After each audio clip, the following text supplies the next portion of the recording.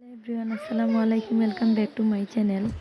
আশা করি আল্লাহর রহমতে সবাই অনেক ভালো আছেন। আর আজও আমি আপনাদের সাথে ছোট্ট একটি ব্লগ শেয়ার করব। তো এখানে রাত্রিবেলা কিছু বাজার আনা হয়েছে।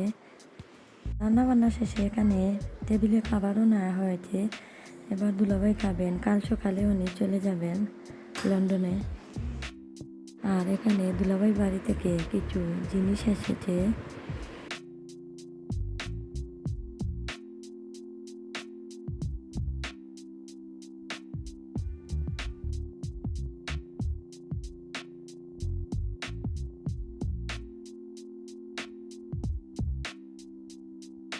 দুলাভাই যাওয়ার ভিডিওটা আমি করতে পারিনি। উনি চলে গেছেন সকাল 7:30টার সময়। সবাই ওনার জন্য দোয়া করবেন।